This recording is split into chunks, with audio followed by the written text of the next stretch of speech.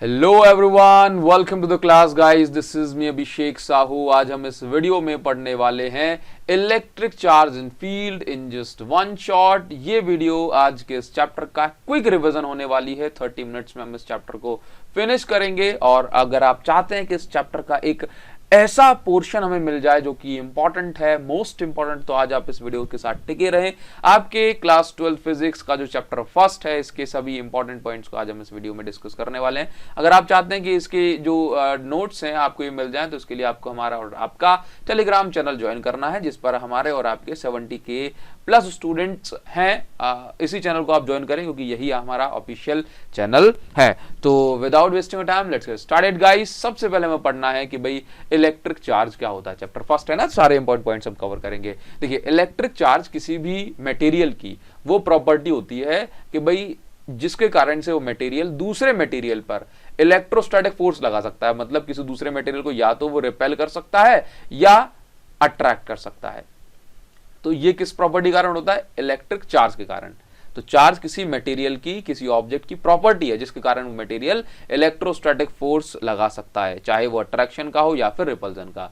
Charge दो type के होते हैं, नेगेटिव चार्ज और पॉजिटिव चार्ज। नेगेटिव चार्ज, अगर किसी बॉडी में इलेक्ट्रॉन जो है ना वो एक्स्ट्रा इलेक्ट्रॉन आ जाए तो बोलते हैं नेगेटिव चार्ज आ गया।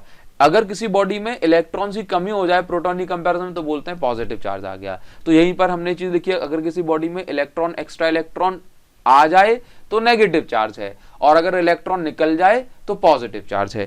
क्लियर है? चलिए नेक्स्ट, अगर मास कंपैरिजन की बात करें तो याद रखना है आपको कि पॉजिटिवली चार्ज बॉडी से इलेक्ट्रॉन निकल जाता है, और नेगेटिवली चार्ज बॉडी वो होती है जिसके पास इलेक्ट्रॉन आ जाता है ना। तो अगर इलेक्ट्रॉन आ गया तो नेगेटिवली चार्ज बॉडी का मास बढ़ जाता है, क्योंकि इलेक्ट्रॉन का भी तो कुछ मास होता है, और पॉजिटिवली चार्ज बॉडी का मास जो है घट जाता है क्योंकि इलेक्ट्रॉन उसमें से चला जाता है। तो अगर हम मास की बात करें तो नेगेटिवली चार्ज बॉडी का जो मास होता है ये सेम होता है, मतलब ज्यादा होता है under same condition. Under same मतलब जो है सारी चीजें सेम हो। अगर हम दो बॉडीज को रब करें, है ना, तो फिर नेगेटिवली चार्ज बॉडी का मास बढ़ जाएगा।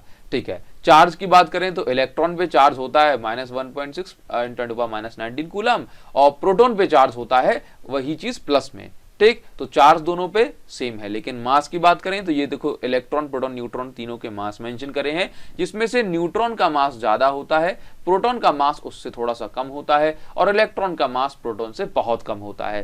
क्लियर है? चलिए, न्यूट्रॉन पे कोई चार्ज नहीं होता, जिसको हम बोलते हैं न्यूट्रल या जीरो चार्ज।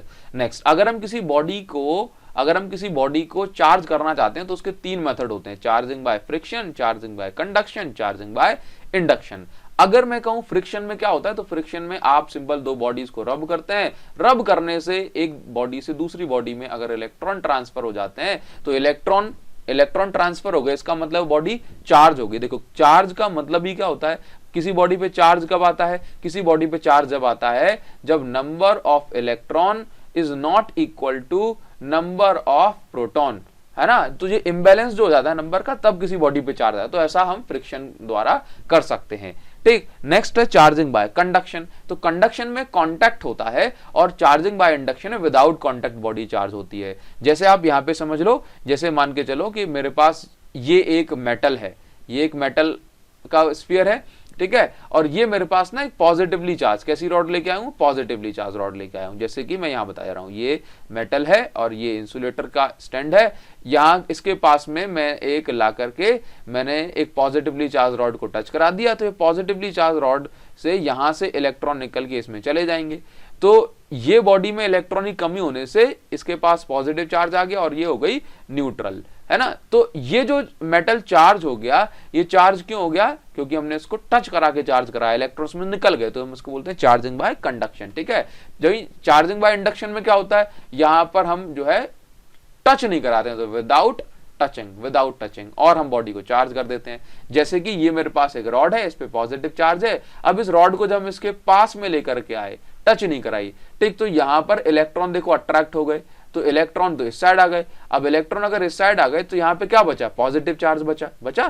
फिर हमने इन पॉजिटिव चार्ज को कैंसल करने के लिए, न्यूट्रलाइज करने के लिए इसको अर्थिंग वायर से कनेक्ट कर दिया, मतलब मेटेलिक वायर से कनेक्ट कर दिया अर्थ से। तो क्या होगा कि अर्थ से इलेक्ट्रॉन आएंगे और इसको न्यूट्रलाइज कर देंगे, तो सिर्फ इसके पास क्या बचेगा, सिर्फ और सिर्फ इस बॉडी के पास बचेगा नेगेटिवली चार्ज, और ये बॉडी हो जाएगी चार्ज। तो हम ऐसी प्रोसेस को बोलते हैं चार्जिंग बाय इंडक्शन। क्लियर है? नाउ आगे बढ़ जाएंगे। अगर हम चार्जेस की बात करते हैं तो चार्ज की बेसिक 3 मेन प्रॉपर्टी हैं, additivity of charge, conservation of charge, quantization of charge. Additivity of charge कहती है कि किसी सिस्टम में जो चार्ज होगा ना वो उस एल्जेब्रिक एडिशन फॉलो करता है। कौन सा लॉ? Algebraic addition. इसका मतलब यह है कि चार्ज को डायरेक्शन से मतलब नहीं है, किसी भी डायरेक्शन में चार्ज फैला हो, कहीं भी चार्ज फैला हो, ये तो सिर्फ क्या करेगा कि बस जैसे नॉर्मल ऐड करते हैं माइनस प्लस है, जैसे कि अगर हम इस पे हम चार्ज देखें नेट चार्ज, तो आप सिंपल एल्जेब्रिक एडिशन कर सकते हैं, -2 + 2 0 हो गया। ठीक है, जैसे अगर हम नेगेटिव चार्ज देखें तो इसमें नेगेटिव चार्ज हो गया -6q और पॉजिटिव चार्ज हो गया इसमें 3 और 3 6, हाँ -6 और ये 3 और 3 6, तो ये प्लस का 6q है ना। तो नेट चार्ज पे कितना बचा? 0। अगर ये वेक्टर सम होता ना, यहाँ पे स्केलर क्वांटिटी है तो एल्जेब्रिक सम, वेक्टर सम होता तो रिजल्ट कुछ और आता। चलिए अगर हम बात करते हैं क्वांटाइजेशन ऑफ चार्ज, ये मोस्ट इंपॉर्टेंट प्रॉपर्टी है। तो क्वांटाइजेशन ऑफ चार्ज क्या होता है? देखो मैं आपको बताऊं कि बेसिकली क्वांटा का मतलब होता है पैकेट। क्या होता है? पैकेट, हाँ, एक फिक्स पैकेट। ठीक है, सुनो अभी क्या है, एक फिक्स क्वांटिटी। देखो कोई बॉडी चार्ज कब होती है? जब उसमें से इलेक्ट्रॉन ट्रांसफर हो जाए तभी कोई बॉडी चार्ज होती है ना। तो क्वांटाइजेशन ऑफ चार्ज ये कहता है कि चार्ज हमेशा एक फिक्स क्वांटिटी में, चार्ज हमेशा एक फिक्स क्वांटिटी में ही ट्रांसफर होगा। जैसे यहां लिखा है ना इंटीग्रल मल्टीपल, तो जैसे अगर या तो आप जब किसी बॉडी को चार्ज करते हैं तो या तो 1 इलेक्ट्रॉन ट्रांसफर होगा, या 2 इलेक्ट्रॉन ट्रांसफर होंगे, या 3 इलेक्ट्रॉन ट्रांसफर होंगे, 10 इलेक्ट्रॉन होंगे, 50 इलेक्ट्रॉन होंगे, या n इलेक्ट्रॉन होगा, है ना। तो हम इसको बोलते हैं इंटीग्रल मल्टीपल या integer multiple of charge on electron. 1 2 3 4 क्या है? ये इसको बोलते हैं इंटीजर मल्टीपल। क्या बोलते हैं? Integer multiple. तो क्वांटाइजेशन ऑफ चार्ज ये कहता है कि किसी बॉडी पर जो भी चार्ज आएगा, ये एक इलेक्ट्रॉन पे जो चार्ज है उसके इंटीजर मल्टीपल के बराबर होगा, और ये चार्ज प्लस माइनस कुछ भी हो सकता है। क्लियर है? अगर इलेक्ट्रॉन जाएगा तो पॉजिटिव, आएगा तो नेगेटिव। चलिए इसके बाद आप जानते हैं कि दो चार्जेस एक दूसरे को या तो अट्रैक्ट करेंगे या रिपेल करेंगे, लेकिन कितने फोर्स से करेंगे इसको बताने के लिए हमारे पास कूलाम लॉ होता है। तो कूलाम लॉ बताता है दो चार्जेस के बीच में कितना फोर्स लगेगा। तो इसको इसका फॉर्मूला क्या है? F = Q1 Q2/r²। ये R क्या है? यहाँ पे R है डिस्टेंस का स्क्वायर। क्लियर है? चलो यहां पर F = ये वैल्यू कितनी है? 1/4πε0 Q1 Q2/r²। 1/ε0 की वैल्यू होती है 9×9, और अगर हम यूनिट बनाना चाहें तो यहां से 1/4πε0 की यूनिट जो होगी ना, ये ऐसे बन जाएगी FR²/Q1 Q2 = ये बच गया आपके पास 1/4πε0। क्लियर है? तो यहां से बन जाएगी यूनिट। तो F न्यूटन मीटर स्क्वायर और कूलम स्क्वायर। ठीक, तो ये newton metre square coulomb -2 epsilon क्या है? परमिटिविटी ऑफ फ्री स्पेस, इसकी वैल्यू ये रही। ठीक, इसी तरह से इसकी यूनिट बना लेते हैं। तो कूलम लॉ से हमें ये पता पड़ता है। नेक्स्ट हम आ जाते हैं भाई कूलम लॉ का वेक्टर फॉर्म। देखो मैं आपको बता दूं, वेक्टर फॉर्म जब भी हमें लिखना होता है तो वेक्टर का मतलब है डायरेक्शन। तो अगर मेरे पास मुझे बताना है कि पहले तो क्या था ना कि Q1 और Q2 पे फोर्स लग रहा था, मुझे डायरेक्शन जरूरत नहीं थी, लेकिन फोर्स एक वेक्टर क्वांटिटी है तो मुझे डायरेक्शन बतानी पड़ेगी। तो इसे अगर मैं कह रहा हूं कि फोर्स ऑन 1 2, क्लियर है? ठीक है, तो देखो फोर्स ऑन अगर मैं बोल रहा हूं F12 वेक्टर क्या होता है, तो हम इसको बोलते हैं F12 वेक्टर का मतलब है फोर्स ऑन चार्ज 1/2। जो पीछे लिखा है ना वो फोर्स लगा रहा है, बस आप इतना ध्यान रखिए। तो के यहां पे आप ये देखो, ये चार्ज मान के चलो ये Q1 चार्ज है और ये Q2 चार्ज है।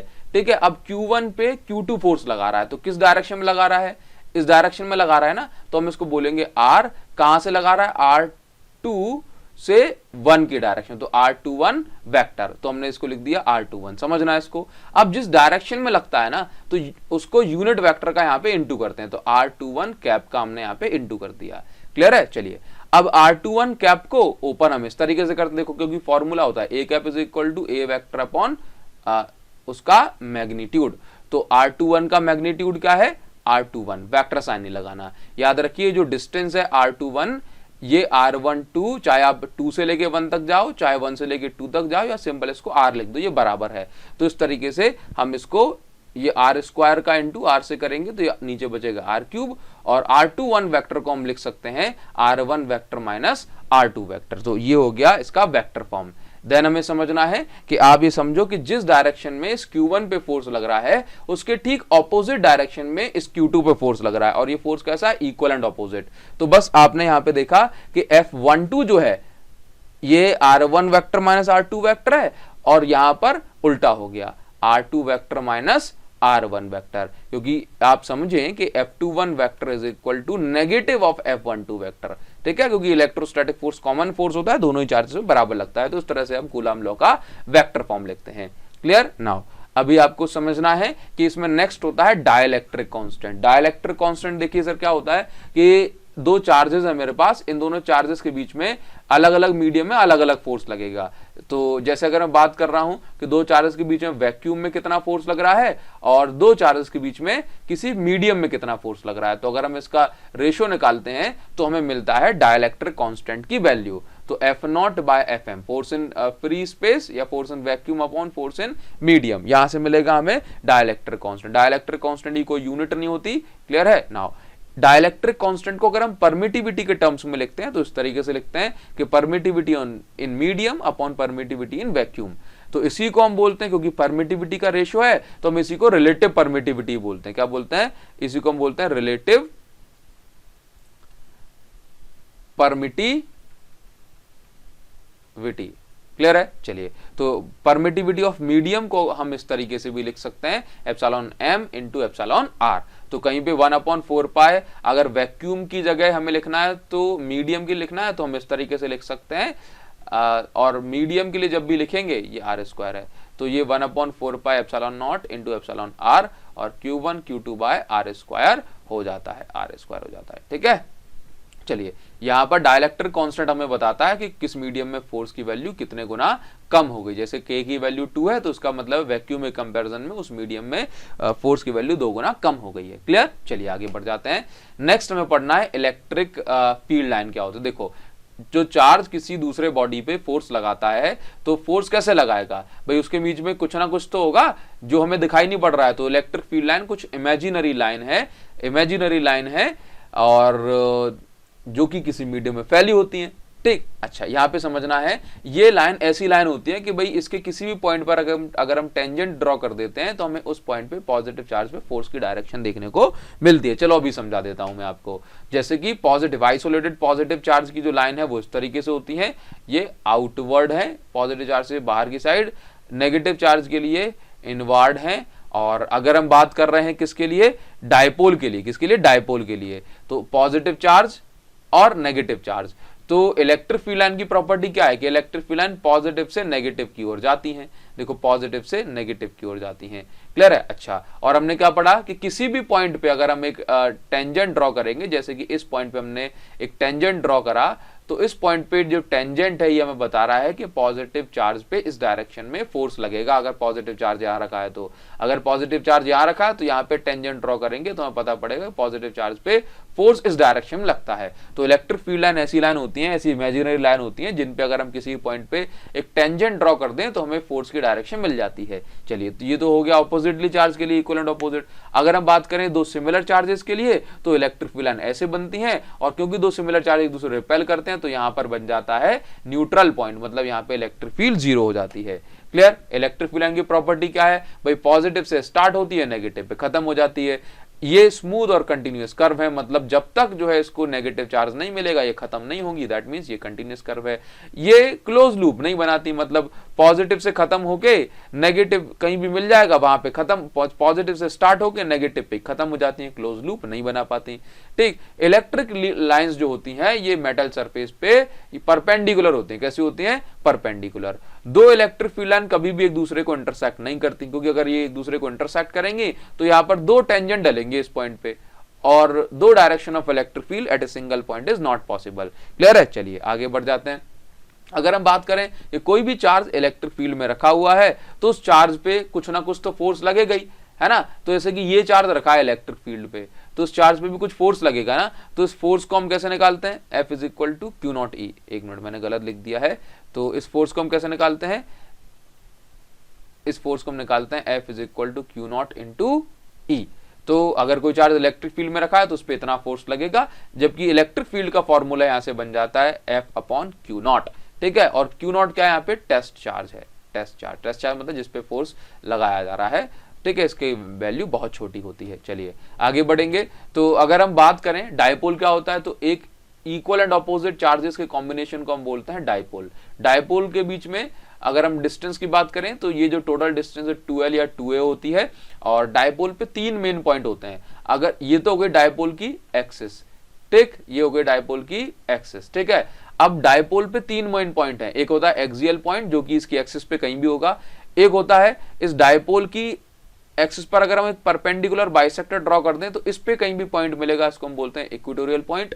और एक्सियल पॉइंट मतलब एक्सियल लाइन और इक्वेटोरियल लाइन पर कोई पॉइंट के अलावा किसी भी जगह पे अगर कोई पॉइंट मिल जाए तो हम उसको बोलते हैं जनरल पॉइंट। क्या बोलते हैं, जनरल पॉइंट, ठीक है। चलिए तो हम इन तीनों जगह पे मैग्नेटिक फील्ड की वैल्यू समझ लेते हैं, लेकिन उससे पहले डायपोल की स्ट्रेंथ क्या है उसको बताने के लिए फॉर्मूला होता है, या जिसको हम डायपोल मोमेंट ही बोलते हैं। तो डायपोल मोमेंट का फॉर्मूला क्या है, P इज इक्वल टू दोनों में से किसी भी एक चार्ज का मैग्नीट्यूड, क्योंकि डायपोल तो होता ही है इक्वल एंड ऑपोजिट चार्जेस, और उन दोनों चार्जेस के बीच की डिस्टेंस। इसकी डायरेक्शन की बात करें तो डायरेक्शन नेगेटिव टू पॉजिटिव होती है, नेगेटिव टू पॉजिटिव। ये एक वेक्टर क्वांटिटी है, इसलिए हमने लेंथ पर वेक्टर लगा दिया।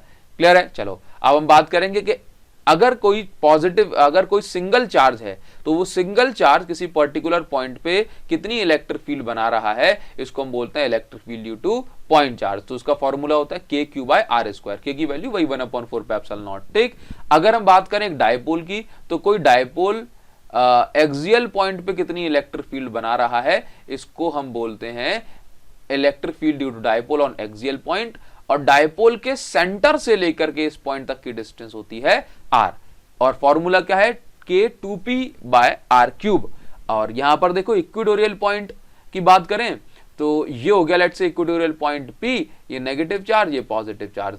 तो यहां से इस पर्टिकुलर पॉइंट से डिस्टेंस है उसको हम बोलते हैं R। क्या बोलते हैं, R डिस्टेंस। ओके, नाउ चलिए आगे बढ़ जाते हैं। तो देखो इक्वेटोरियल पॉइंट पे जो इलेक्ट्रिक फील्ड है दैट इज 2P/R³, और सॉरी एक्सियल पॉइंट पे जो इलेक्ट्रिक फील्ड है दैट इज 2P/R³, और यहां पर जो इलेक्ट्रिक फील्ड है that is KP/R³। That means axial point की अगर हम बात करें तो एक्सियल पॉइंट की इलेक्ट्रिक फील्ड इक्वेटोरियल पॉइंट की इलेक्ट्रिक फील्ड से 2 गुना ज्यादा है। क्लियर है, इसको आप ध्यान रखेंगे। चलिए अच्छा, यहीं पर एक और पॉइंट आ जाता है कि अगर आपको इलेक्ट्रिक फील्ड निकालनी है किसी भी जनरल पॉइंट पे तो फॉर्मूला ये बन जाता है KP/R³ 1 + 3cos²। कुछ क्वेश्चंस पूछ लिए जाते हैं इलेक्ट्रिक फील्ड और उसके डायपोल के रिलेशन में, जैसे कि मान के चलो आपको एक डायपोल बना के दे दिया, ये +Q चार्ज -Q चार्ज उनके बीच के कुछ डिस्टेंस दे देगा आपको, ये न्यूमेरिकल वैल्यू होगी कुछ ना कुछ, ठीक है। तो अगर आपको इलेक्ट्रिक फील्ड कैलकुलेट करनी है तो आप इतनी बात याद रखें, जैसे ये मेरे पास मान के चलो पॉजिटिव चार्ज है और ये नेगेटिव चार्ज है, तो अगर मुझे इसके बीचों बीच इलेक्ट्रिक फील्ड कैलकुलेट करनी है ना एक्सियल पॉइंट पे, एक्सियल लाइन पे, कहीं भी एक्सिस पे, तो मैं देखूंगा कि इलेक्ट्रिक फील्ड की डायरेक्शन क्या है। जैसे कि प्लस चार्ज के कारण इलेक्ट्रिक फील्ड इस साइड गई तो मैंने बोला E1 वेक्टर इस साइड है, और माइनस के लिए भी इलेक्ट्रिक फील्ड इसी साइड जाएगी टुवर्ड्स द नेगेटिव चार्ज, तो E2 की डायरेक्शन भी इसी साइड है। तो इस तरह से अगर मुझे इलेक्ट्रिक फील्ड निकालनी है बिटवीन 2 चार्जेस तो ये ऐड हो जाती है। क्या हो जाती है, ऐड। और अगर मुझे इलेक्ट्रिक फील्ड इनके किसी भी आइदर साइड निकालनी है तो ये जो नेट इलेक्ट्रिक फील्ड निकालने के लिए यहां पर इनका सब्ट्रैक्शन हो जाता है। और डिस्टेंस कहां से लेनी है, जैसे कि मान के चलो कि मुझे इस पर्टिकुलर पॉइंट पे वो निकालनी है, तो ये डिस्टेंस Q2 से ये डिस्टेंस हो जाएगी कुछ, जैसे मान के चलो ये 2 सेंटीमीटर है, ठीक है, और यहां से Q1 से जो डिस्टेंस लेंगे ये डिस्टेंस पॉइंट P तक की पूरी होगी। जैसे क्योंकि मैं यहाँ इलेक्ट्रिक फील्ड के लिए मुझे निकालना होता है ना कि Q1 अपॉन डिस्टेंस का स्क्वायर, तो भाई Q1 से जो डिस्टेंस है वो डिस्टेंस मुझे यहाँ पे लेनी है, प्लस के Q2 से जो डिस्टेंस होगी वो डिस्टेंस मुझे यहाँ पे लेनी है। क्लियर है, बस ये आपको ध्यान रखना है, ठीक है। डिस्टेंस का स्क्वायर यहाँ पे कर देंगे, ठीक। चलिए, तो नेक्स्ट हमें पढ़ना है इलेक्ट्रिक फ्लक्स। देखो इलेक्ट्रिक फ्लक्स क्या होता है, जैसे मान के चलो मेरे पास एक सरफेस है, ठीक है। अब ये सरफेस इलेक्ट्रिक फील्ड में रखी हुई, तो इस सरफेस से कितनी इलेक्ट्रिक फील्ड लाइन परपेंडिकुलरली पास हो रही है, इसको हम बोलते हैं इलेक्ट्रिक फ्लक्स। तो number of electric field line passing normally through a surface called electric flux. Electric flux दो चीजों पर डिपेंड करता है, पाई, कि भाई किस पे डिपेंड करता है, एक तो इलेक्ट्रिक फील्ड की इंटेंसिटी और एक सरफेस एरिया पे। अगर इलेक्ट्रिक फील्ड लाइन और एरिया के बीच में कुछ एंगल बन रहा है तो हम यहां पर कॉस थीटा ले लेते हैं। क्या लेते हैं? Cos theta. तो ये कॉस थीटा, यहां पे जो थीटा मैं मेंशन करूंगा कि जो थीटा है ये इलेक्ट्रिक फील्ड और एरिया वेक्टर के बीच का एंगल है, ना कि इलेक्ट्रिक फील्ड और एरिया के बीच का एंगल नहीं है। ये बात आपको समझना। तो जैसे अगर मैं यहां पे आपको बताना चाहूं कि यहां पे एंगल कितना बन रहा होगा, अगर इलेक्ट्रिक फील्ड ऐसे है तो देखो एरिया वेक्टर हम ड्रॉ करेंगे तो एरिया वेक्टर भी इस डायरेक्शन में जाएगा। Area vector is always perpendicular to the surface. तो यहाँ पे जो एंगल बनेगा दैट इज दोनों के बीच में 0 डिग्री। यहाँ पे 90 डिग्री जो एंगल अगर आप सोच रहे हैं तो ये गलत हो जाता है, ठीक है।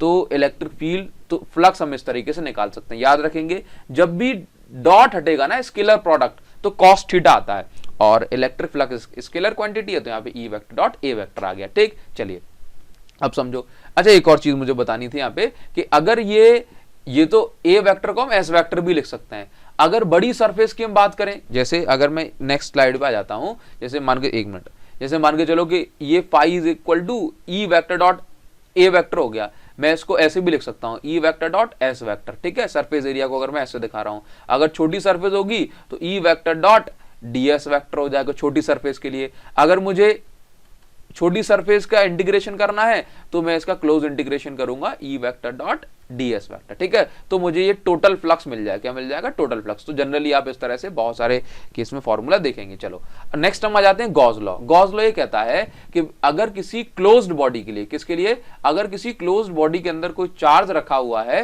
तो इस चार्ज के कारण जो इलेक्ट्रिक फ्लक्स है वो कितना बनेगा। तो गॉस ने ये कहा कि भाई जो भी चार्ज इसके अंदर एनक्लोज्ड है, जो भी चार्ज इसके अंदर एनक्लोज्ड है उसका 1/ε0 टाइम्स जो होगा ये फ्लक्स जो है लिंक होगा उस बॉडी से। गॉस लॉ याद रखिए सिर्फ क्लोज सरफेस के लिए एप्लीकेबल होता है। अगर सरफेस क्लोज नहीं होती तो वहां पर हम एक गॉसियन सरफेस कंसीडर करते हैं, ठीक है, जो कि सिमेट्रिकल होती है उस चार्ज के चारों ओर, और तब जाकर के हम गॉस लॉ अप्लाई कर सकते हैं। तो phi E is equal to Q by epsilon nought. और हम ये भी जानते हैं कि फ्लक्स को हम इस तरीके से भी लिख सकते हैं। तो इन दोनों को हम आमने सामने पुट कर देंगे। अच्छा, फ्लक्स पॉजिटिव, नेगेटिव और जीरो तीनों हो सकता है। अगर बाहर जाए इलेक्ट्रिक फील्ड लाइन तो पॉजिटिव, अंदर आए तो नेगेटिव, और अंदर जाके बाहर चली जाए तो जीरो। नेक्स्ट, गॉस लॉ का ये प्रूव है। हमें यहां से जो phi is equal to close integration E vector dot DS vector, dot हटाते हैं तो कॉस थीटा आता है, यहाँ पे कॉस जीरो, क्योंकि अगर हम यहाँ पे बात करें तो यहाँ पे एंगल जीरो बन रहा है 0 डिग्री इलेक्ट्रिक फील्ड वेक्टर और एरिया वेक्टर के बीच में। तो यहाँ से आप इंटीग्रेशन करेंगे क्योंकि डीएस एक सरफेस एरिया ऑफ स्फीयर लगेगा तो 4πr², और यहाँ से आप इसको प्रूव कर सकते हैं। इंपॉर्टेंट है काफी। अच्छा, यहाँ पर एक और चीज समझनी है आपको कि अगर हमारे पास एक चार्ज्ड वायर है, क्या है? Long charged wire, electric field to infinitely charged wire. अब जैसे मान के चलो ये मेरे पास एक वायर है, ठीक है। अब इस वायर के कारण इलेक्ट्रिक फील्ड निकालनी है यूजिंग गॉस लॉ। तो गॉस लॉ जो है जब तक ये चार्ज्ड वायर किसी से क्लोज नहीं होगा तो हम इलेक्ट्रिक फील्ड नहीं निकाल पाए। तो हमने इस चार्ज वायर को सिलिंड्रिकल बॉडी से, सिलिंड्रिकल गॉसियन सरफेस से एनक्लोज कर लिया, ठीक है। तो अब हम गॉस लॉ यहाँ पे अप्लाई कर सकते हैं। तो अगर हम यहाँ पे देखें तो ई वेक्टर इलेक्ट्रिक फील्ड तो भाई इस डायरेक्शन में बनेगी, तो इस तरीके से हम देखें, और डीएस वेक्टर इस पे ऐसे होगा, इस पे ऐसे होगा, और डीएस वेक्टर इस पे इसी डायरेक्शन में होगा। तो अगर हम इस तरीके से देखें तो ये जो सरफेस है ना, कर्व्ड सरफेस, इसके लिए एंगल बनेगा 0 डिग्री और इन दोनों के लिए एंगल बनेगा 90 डिग्री, ठीक। तो इस तरीके से अगर हम इसका इंटीग्रेशन करते हैं ये दोनों सरफेस का, तो ये तो हो जाता है 0। बाकी ये जो एक सरफेस है इसके लिए एंगल बनेगा 0 डिग्री, तो ये सिंबल बन जाएगा ईडीएस कॉस 0। देखो यहाँ पे मैंने क्लोज का साइन नहीं लगाया ना, ऐसा नहीं लगाया, क्यों? क्योंकि ये जो कर्व्ड सरफेस है ये चारों ओर से खुली नहीं है। क्यों? क्योंकि ऊपर वाली फ्लैट सरफेस को हमने अलग से लिखा हुआ है, ठीक। क्योंकि गॉस लॉ ये होता है ना, तो इक्वल टू में चल रहा है क्यू बाय एप्सिलॉन नॉट। तो यहां से ये EDS is equal to Q by epsilon nought चलेगा। उसके बाद हम DS का इंटीग्रेशन कर देंगे तो ये कर्व्ड सरफेस का फॉर्मूला होता है 2 पाई RH। यहाँ पे सिलेंडर की लेंथ L है तो यहाँ से आ जाएगा, और जो चार्ज है, चार्ज क्योंकि लेंथ में फैला हुआ है तो हम Q को लिखते हैं लैम्डा L। लैम्डा क्या है? लीनियर चार्ज डेंसिटी, ठीक है। तो यहाँ से इस तरीके से 1 by 2 pi epsilon nought lambda by R आ जाएगा। आप इसको अच्छे समझे, इंपॉर्टेंट है। Electric field to charge sheet, अब चार्ज शीट है, चार्ज शीट के कारण इलेक्ट्रिक फील्ड निकालनी है तो फिर से वही एक काम करना है कि चार्ज शीट तो ले ली, लेकिन गॉस लॉ तो सिर्फ जब लग सकता है ना जब हमारे पास यहाँ पे कोई क्लोज सरफेस हो। तो हमने क्या किया कि इस चार्ज को एनक्लोज करने के लिए एक सिलेंडर बना लिया। क्या बना लिया? सिलेंडर। बोला इस सिलेंडर के अंदर जो भी चार्ज होगा उसके कारण हम इलेक्ट्रिक फील्ड निकालेंगे। तो फिर से सिर्फ इस फ्लैट सरफेस पे कितना एंगल बनेगा? इस फ्लैट सरफेस पे एंगल बनेगा 90 डिग्री। क्यों? क्योंकि इस बार इस पे सरफेस एरिया वेक्टर होगा ऊपर की साइड और इलेक्ट्रिक फील्ड लाइन होगी इस साइड। तो यहाँ पे एंगल बना 90 डिग्री, और इन दोनों सरफेस पे एंगल बनेगा इलेक्ट्रिक फील्ड इस साइड और एरिया वेक्टर भी इस साइड, तो एंगल बनेगा 0 डिग्री। तो दो सरफेस पे एंगल है 0 डिग्री और ऊपर वाले पे एंगल है 90 डिग्री। तो यहाँ पे 0 डिग्री 0 डिग्री, तो ये कितना भाई, इस सॉरी 0 डिग्री 0 डिग्री और ये कितना 90, तो इसके कारण तो हो जाएगा ये 0 हो जाएगा। तो EDS ये इतना हो गया, ठीक है। अब हमने DS का इंटीग्रेशन हुआ तो A आ गया, DS का इंटीग्रेशन हो गया तो A आ गया। अब हमने इसको लिख दिया 2EA। क्यों? क्योंकि सरफेस पे फैला हुआ है तो हम इसको लिख लेते हैं सिग्मा A। तो यहां से इलेक्ट्रिक फील्ड जो आ जाएगी किसी भी चार्ज शीट के एक साइड पे, that is sigma bye 2 epsilon not. दूसरी साइड भी होगी sigma bye 2 epsilon not. Clear है? तो ये हमें ध्यान रखना है। अगर ये ऐसा केस बनता है, ये बहुत ही इंपॉर्टेंट है, समझिए कि यहां पे आपको समझना है कि अगर हमारे पास दो चार्ज शीट हैं, अगर हम सिमिलर चार्ज शीट की बात कर रहे हैं तो इसमें 3 रीजन होते हैं। एक तो चार्जेस के आइदर साइड और एक चार्जेस के बीच में, मतलब हम इसको रीजन 1 बोलेंगे, इसको रीजन 2 बोलेंगे, इसको रीजन 3 बोलेंगे। तो अगर सिमिलर चार्ज जो है प्लेट्स हैं, शीट्स हैं, तो देखो इसके कारण यहाँ पे इलेक्ट्रिक फील्ड इतनी बन रही है और उसके कारण दूसरे वाले कारण इलेक्ट्रिक फील्ड इतनी बन रही है। डिस्टेंस पे डिपेंड नहीं कर रहा है ना सिग्मा बाय 2 एप्सिलॉन नॉट, तो इलेक्ट्रिक फील्ड सेम बनेगी। तो आप ये देखो कि ये दोनों सेम डायरेक्शन में तो ऐड हो जाएंगे तो आंसर आ गया सिग्मा बाय एप्सिलॉन नॉट। इसी तरीके से इसके कारण यहाँ पे इलेक्ट्रिक फील्ड ऐसे बनेगी और इसके कारण यहाँ पे इलेक्ट्रिक फील्ड ऐसे बनेगी। तो फिर से ऐड हो गए तो यहाँ पर भी ड्यू टू बोथ प्लेट्स जो इलेक्ट्रिक फील्ड है वो हो गई सिग्मा बाय एप्सिलॉन नॉट। बीच वाले रीजन में देखेंगे तो यहाँ पे इलेक्ट्रिक फील्ड इस डायरेक्शन में, यहाँ पे इलेक्ट्रिक फील्ड इस डायरेक्शन में, तो जो नेट इलेक्ट्रिक फील्ड हो गई बीच में वो हो गई 0। ठीक, तो याद रखेंगे कि भाई अगर सिमिलर चार्ज प्लेट है तो साइड्स में और बीच में इलेक्ट्रिक फील्ड कितनी बनेगी। सिमिलरली ऑपोजिटली चार्ज प्लेट, जैसे कि हम नेक्स्ट चैप्टर में कैपेसिटर पढ़ते हैं, तो ऑपोजिटली चार्ज प्लेट में जो इलेक्ट्रिक फील्ड है वो दोनों साइड पर बनती है 0 और बीच में बनती है सिग्मा बाय एप्सिलॉन नॉट। यहां पर भी इलेक्ट्रिक फील्ड का अगर सेम डायरेक्शन में होगी तो ऐड हो जाएगी, ऑपोजिट में होगी तो सबट्रैक्ट हो जाएगी। क्लियर है?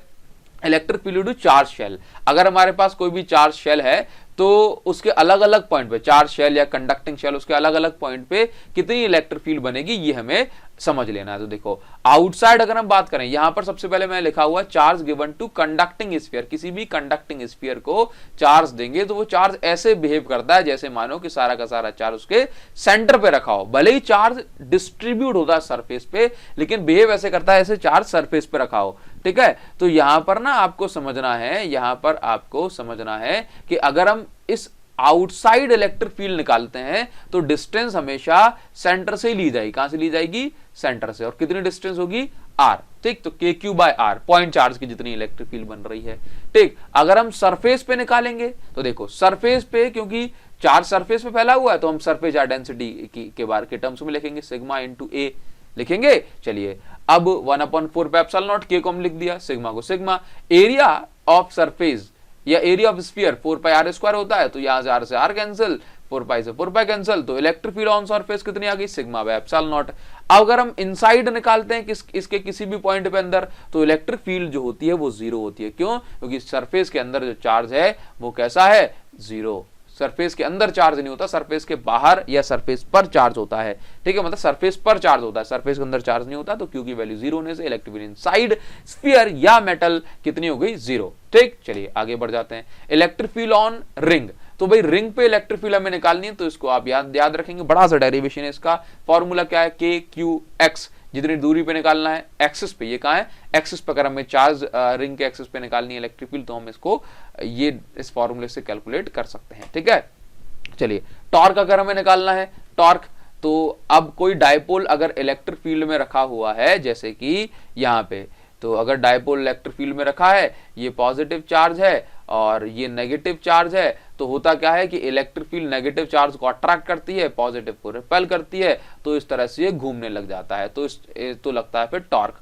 टॉर्क का फॉर्मूला होता है दोनों, मतलब टॉर्क का फॉर्मूला होता है दोनों में से कोई किसी भी चार्ज पे लगने वाला फोर्स, क्योंकि दोनों ही सेम होते हैं, उनके बीच की परपेंडिकुलर डिस्टेंस। जैसे कि इस पे फोर्स लग रहा है इस डायरेक्शन में और नीचे वाले पे लग रहा है इस डायरेक्शन में, तो इन दोनों बीच की जो परपेंडिकुलर डिस्टेंस है इसको हम बोलते हैं फोर्स इनटू परपेंडिकुलर डिस्टेंस। ठीक है, तो अब डायपोल ये रहा, डायपोल के बीच की डिस्टेंस कितनी है 12, ये परपेंडिकुलर है, ये बेस है, तो यहां से हम इसको सॉल्व करके जो डायपोल जो है हम इसको टॉर्क जो है हम इसको कैलकुलेट कर सकते हैं। ठीक, चलिए आई होप आपको इतना समझ में आया होगा। मैं आपको बता दूं कि डायपोल में दो केसेस बनते हैं, एक स्टेबल इक्विलिब्रियम और एक अनस्टेबल इक्विलिब्रियम।